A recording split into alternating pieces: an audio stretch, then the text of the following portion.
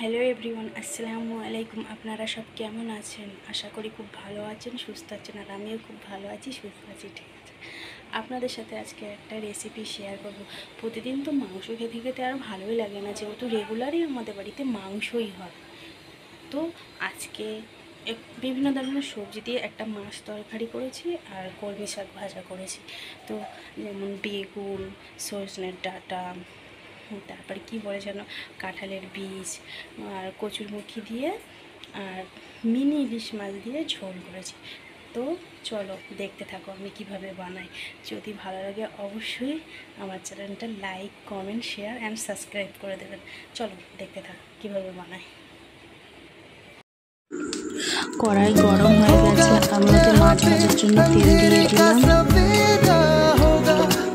এদিকে আর একটা কড়াই বসিয়ে দিয়েছি, হাতে দেওয়া যে বড়িগুলো হয় না, ওগুলো দিয়ে দিয়েছি। ওগুলো এবারে ভেজে নেব। ওদিকে আমার মাছের কড়া প্রায় গরম হয়ে গেছে, মাছগুলো এক এক করে সব দিয়ে দিলাম। মাছগুলো ভালো করে লাল লাল করে ভাজতে হবে। দেখুন বন্ধুরা, আমি কীভাবে মাছগুলো দিচ্ছি।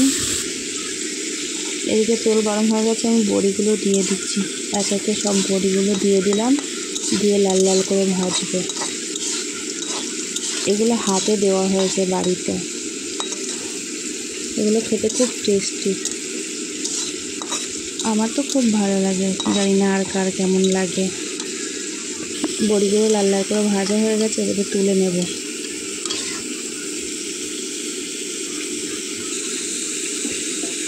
তারপর পেঁয়াজ কুচি দিয়ে দেবো তরকারি করার জন্য। পেঁয়াজটাও লাল লাল করে ভাজতে হবে।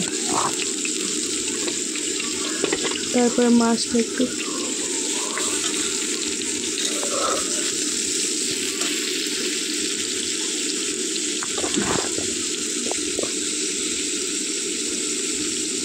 পেঁয়াজটা লাল লাল হয়ে গিয়েছে, আমি সবজিগুলো কেটে নিয়েছি। এখানে যেমন আছে বেগুন আছে, বড়ি কচু আছে, কাঁঠালের বীজ আছে, আলু আছে, সজনের ডাঁটা আছে। এদিকে বলতে বলতে দেখুন আমার পেঁয়াজগুলো লাল হয়ে গেছে, সবজিগুলো ঢেলে দিলাম। সবজিগুলো ঢেলে দিয়ে ভালো করে কষাতে হবে।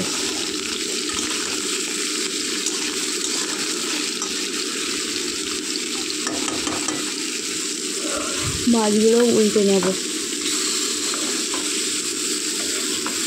এই মাছগুলোতে একটু কাঁটা আছে বন্ধুরা, কিন্তু খেতে অনেকটাই টেস্ট। দেখুন মাছগুলো কেমন লাল লাল করে ভেজে নিচ্ছি। ঠিক আমি যেভাবে বানাচ্ছি এভাবে তোমরা ঠিক ট্রাই করবে, ঠিক আছে?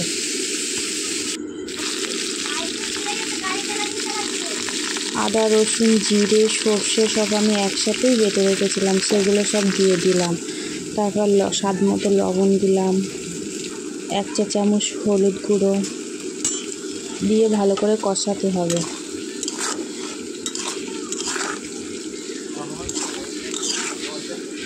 মশলাগুলো আমি আর আপনাদেরকে দেখাইনি, ওগুলো আগে আমি মিক্সিতে বেটে রেখেছিলাম, তাই আর দেখালাম না।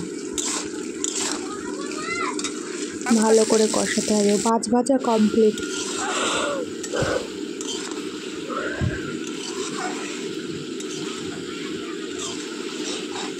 সবজিগুলো কষানো ভালো করে কষাতে হবে। যখন তেল ছেড়ে দেবে তখন জল দিতে হবে।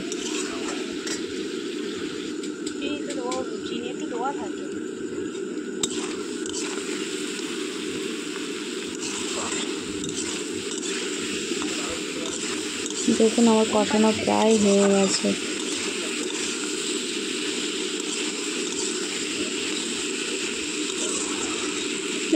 এবারে আমি জল দিয়ে দেব।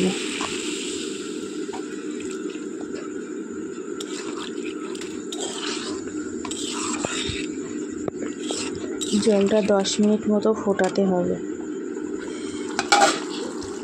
দেখুন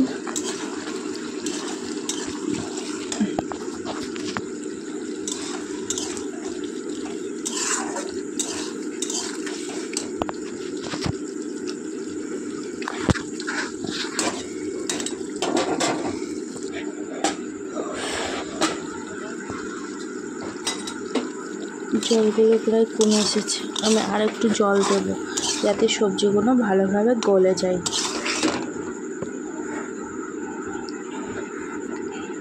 এবার একে একে মাছগুলোও দিয়ে দিলাম, হাতে দেওয়া বড়িগুলোও দিয়ে দিয়েছি।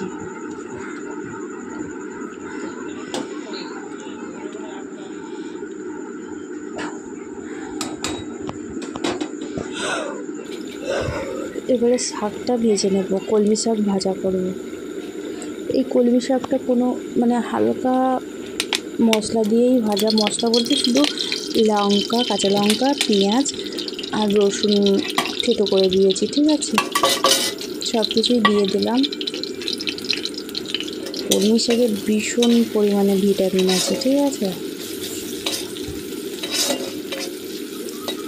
আর খেতেও ভালো লাগে।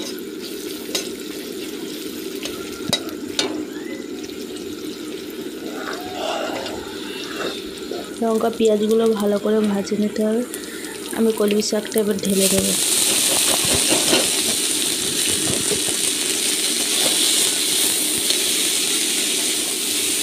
অল্প সামান্য পরিমাণে হলুদ গুঁড়ো দিলাম, হাফ চা চামচ, লবণও হাফ চা চামচ।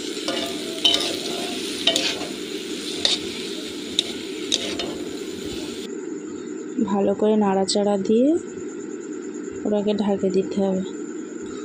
ভাতের জন্য আমি চাল নিয়ে নিচ্ছি।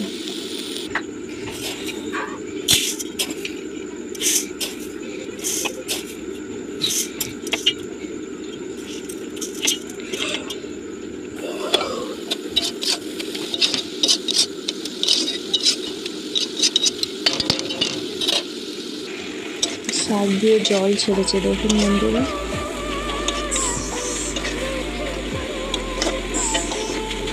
আমি প্রতিদিনই একটা যে কোনো শাক করতেই থাকি, যেহেতু শাক খাওয়া শরীরের পক্ষে খুবই ভালো। শাকে প্রচুর পরিমাণ ভিটামিন থাকে, তাই আমি শাক খাই, ঠিক আছে? আমি কি, আমার ফ্যামিলির প্রত্যেকেই খায়। তো বন্ধুরা, এভাবে যদি তোমাদের রেসিপিটা ভালো লাগে, লাইক, কমেন্ট